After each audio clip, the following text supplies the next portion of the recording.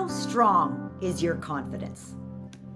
To achieve your goals, to stand up for yourself, to get that dream job, to start dating again, to lead others, and to make a greater impact, you need unbreakable confidence. But why is it so hard to build our confidence? I'm sure you can relate to me. Confidence is a learned skill. We are not born confident. We don't launch a company confident. We don't start dating after divorce confidently. Confidence is a learned skill. So let's talk today about what confidence is and what you can do to build your confidence. So imagine walking into a crowded room without any social anxiety. That's confidence. Imagine skating effortlessly through an interview for your dream job because you know your strengths, you know your weaknesses, and you can hold both as you effectively articulate your immense worth. That's confidence. Imagine gazing into the eyes of the love of your life with perfect confidence that they know your soul because you have learned to share it freely and fearlessly. That's confidence. That level of confidence is real, but we got to build it. So let's talk today about how you build that kind of confidence. I see it in my authors all the time, you guys. I see it in my business clients all the time that they say they want to grow a global company, but they don't have the confidence that backs that up. They say they want to write a best-selling book, but they're lacking the confidence that will fuel that desire. The trick to getting there and having more confidence is just like everything else. You have to train your brain to be confident through practice. Remember, you become who you practice to be. So what do you practice to build confidence? Failure. Yeah, have a different view of failure.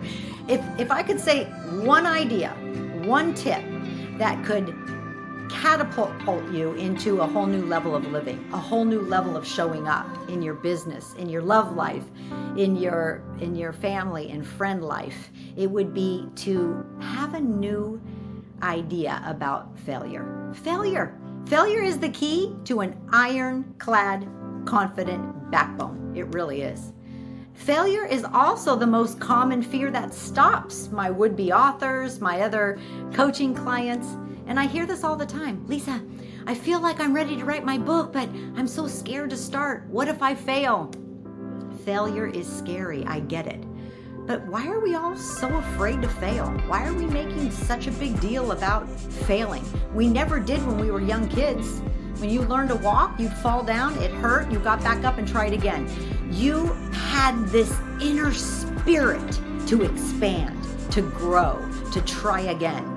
So this conversation is about how to tap back into that part of you that, failure hurts. Ouch, it hurts. But we can overcome that pain by retraining our brain and focusing on new synapses on how we relate to failure. I failed so big in my company. I've failed so big in my life. So many times I've actually lost count. And each one stung. Some of my failures were even catastrophic. My most painful failure in my business happened early in my speaking career. I failed through a small, silly mistake that cost my company $87,000 in one single day. Yeah, that's a failure. Back when I was giving speaking engagements back in the 1990s, long before the days of online order forms or web stores, I would bring all these resources to the back of the room and have a paper order form that everybody would fill out. I would give them, my staff and I would give them the resources that they purchased and keep the order forms to process the credit cards back at the office. I know it sounds like ancient times, but this was 25 years ago. I sold almost 200 orders that day, which equaled $87,000. On the plane ride home, I put the folder of order forms in the seat back pocket in front of me. Yeah, you guessed it. I walked off the plane without any of those orders. Yep. and I lost $87,000 of merchandise costs. And I lost the damn forms to pay for it. That was a big failure. It's easy to become risk adverse after that kind of mistake. I don't know. Have you made that big of a mistake before? It's easy to be risk averse. Oh my God, I'm never doing that again. And yet that's the best place to be. Oh my God, I'm never doing that again. So as an entrepreneur, I was terrified of that financial loss. Of course I was. It's my investment on the line. So I told myself, I'll never let myself fail like that again. The thing is, everyone has a story like mine. Everyone, you included, have all failed. Your brain has learned again and again that failure causes pain. It programmed itself to avoid failing at all costs. It decided that failure can't be a part of your reality. So that only causes you and I to live in fear. You overwork and overplan and do every single thing you can possibly think of to mitigate risk. You refuse to start writing your book until you mapped out every chapter. You refuse to even start talking to people about your new business idea until you have every T crossed, every I dotted. All this risk-averse behavior holds back your spirit. So let's talk about how you can unleash that spirit. And just like you were when you were 18 months old, 12 months old and learning how to walk, your spirit of expansion overrided your fear of hurting yourself or your fear of falling. So let's stop telling ourselves that we have to have everything perfect before we begin. Let's stop telling ourselves that we don't want to experience failure. What if you just created a mind shift right now, today? I accept failure. I don't want it. I don't like it, but failure's okay. I can learn from my failures. Failure gives me a good opportunity to become better. Failure gives me an opportunity to focus on what works because I know what doesn't work. Failure is my opportunity to see that I'm trying. You know what? I'm a person who tries things. I'm a force who gets out there. Failure can be that lens for you as well. And then can we say that failure is also an opportunity to create a success that would have never been created had it not been for that failure? Here's what happened when I lost $87,000 in one day. I got on the phone. Yeah. I sat down in my office after bawling my eyes out, realizing that I left the order forms on the airplane that day.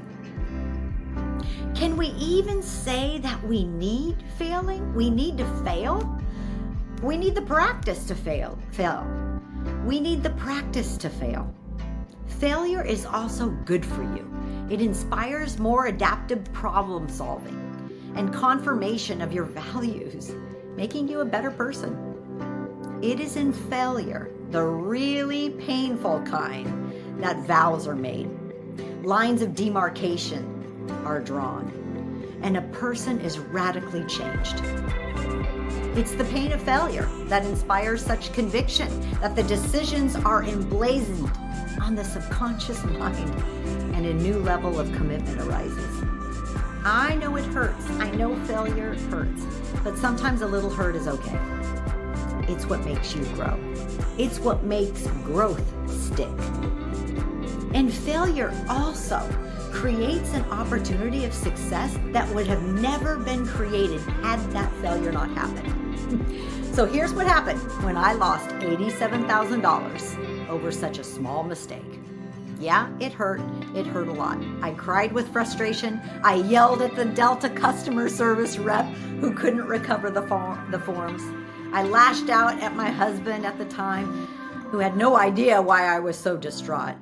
I told myself horrible things about my idiocy and incompetence. I was in pain. But then I remembered that I had access to the registration list for the speech. If I wanted to, I could look up every attendee's name and phone number. I could call every person on that list and ask if they had purchased merchandise from me. I could get their credit card and order info right there over the phone. Now that was a crazy idea, lunacy really, but that's exactly what I did. One by one, I called every single person that had registered for that event. And by the end of the week, I had 113 completed order forms ready to be charged. And I recouped almost all of the $87,000. And what really was remarkable about this failure is I actually launched my coaching business from that one mistake, because the connections that I made on those personal phone calls when I called each person who came to that convention, a personal phone call from me, it just created such a connection that they wanted to work with me. They were impressed with my authenticity. They were impressed with my willingness to rectify a problem, this big failure.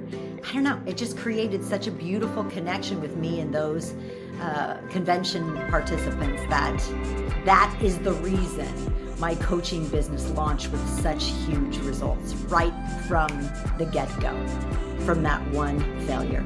So you never know, you guys, you never know what a failure can actually create, and what success is just on the other side of that failure.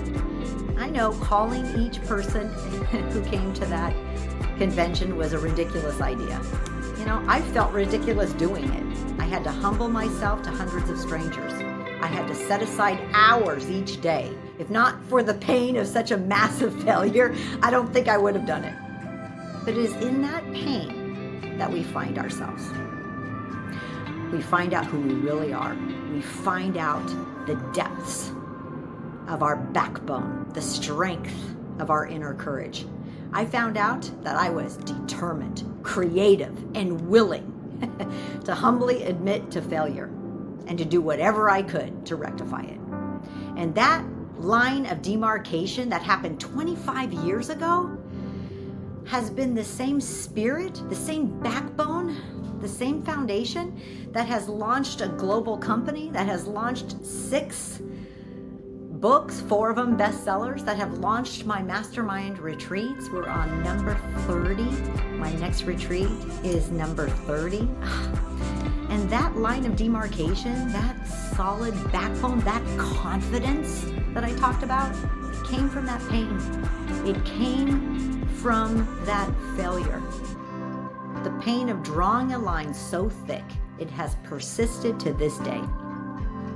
You know, I will never allow my pride to derail my goals. That personal growth helped my business, but more than that, it helped me. Failure made me a better person. And the people I called could feel it. So, what about you? Failure can be your level of creating that backbone, that courage, that courageous nature that you need. It's your character creator. Your failure will catapult you into new realms of wisdom and growth that will reflect everything you do. It's a vital part of being a successful entrepreneur, of being a successful author, of being a successful human being. So that's why we actually build failure right into our authors program. At some point, our authors miss a deadline. They produce unintelligible and incoherent ramblings.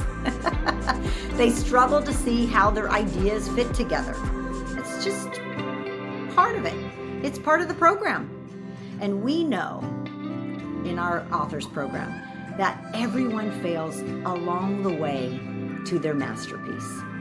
So can you today take on a new definition for failure? Because it is in your failures that you actually create that confident backbone that will make a difference for you every day of your life, that you can bring into the future and create global success. So let's shift our mindsets around failure and what we make it mean, and actually Look at the last failure that you've had. How can you recreate that failure? How can you dissolve the pain of that failure? By finding the wisdom, by calling out the learned lesson, by noticing the success that came from that failure. Take a few minutes when we're done having our conversation here and write those down. Put the word failure at the top of the page and label whatever is that failure that comes to mind, and fill that out, those 3 specific mind shifts. Number 1, what did that failure teach you to be better at your job, to be better at that relationship? Number 2, what's the wisdom, the character development that you created, that line of demarcation that you now have from that failure? And then reason number 3, or mind shift number 3, and this is the biggest one.